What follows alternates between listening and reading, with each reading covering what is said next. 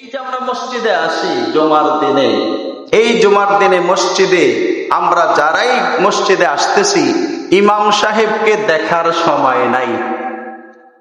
ইমাম সাহেবকে নিয়ে বিবেচনা করার দরকার নাই।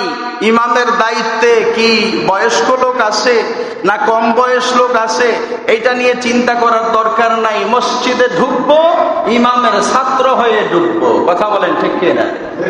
মসজিদে যতক্ষণ আসি ইমাম সাহেবের ছাত্র। এখন ইমাম সাহেব বয়সে কম হোক আর বেশি হোক, এই নিয়তে যদি ঢুকা যায় তাহলে এই ইমাম সাহেব থেকে মুসল্লিরা কিছু পাবে, নিতে পারবে।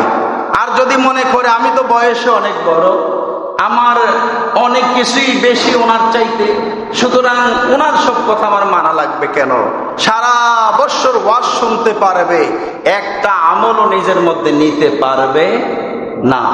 এই জন্য আল্লাহ রাসূল বলেছেন মুতাআল্লিমান, তুমি ছাত্র হয়ে যাও। আলেম হতে পারো নাই, ছাত্র হয়ে যাও। এরপরে বলেন মুস্তামিআন, অথবা তুমি শ্রবণকারী হও। ছাত্র হইতে হলে তো দর্শে আসতে হবে, বসতে হবে, সময়ের ব্যাপার। এখন একজনের সময় নাই, বয়স হয়ে গেছে, সাংসারিক জীবন নিয়ে ব্যস্ত আছে, এই লোকটা কি করবে? নবীজি অপশন রাখছেন, তুমি মুস্তামি হয়ে যাও, তুমি শোনো তাদের কথাগুলো, তুমি ইজার মাধ্যমে, রেডিওর মাধ্যমে শোনো, টেলিভিশন মাধ্যমে শোনো, ভালো ভালো অনুষ্ঠানগুলো তুমি শোনো।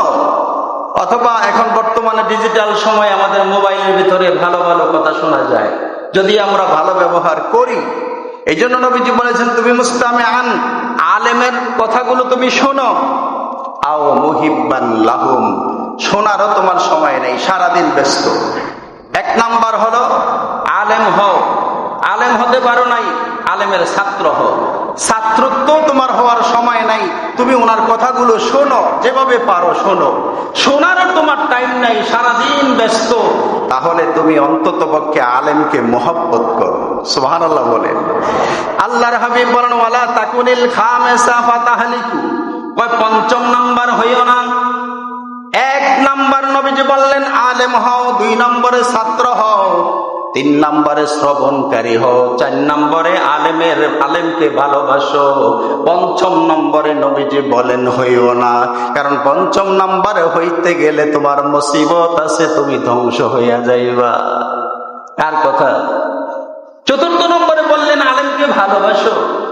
এখন ভালোবাসার বিপরীত হলো 5ম নাম্বার, আলেমের বিদ্বেষী হইও না, আলেম বিদ্বেষী হইও না। আলেম বিদ্বেষী যদি হও তাহলে ফাতাহলিকু, তুমি ধ্বংস হইবা, তোমার ধ্বংস অনিবার্য। সেটা যেই কোনো কারণে হতে পারে, যেই কোনো ভাবে হতে পারে, তুমি ধ্বংস হয়ে যাইবা।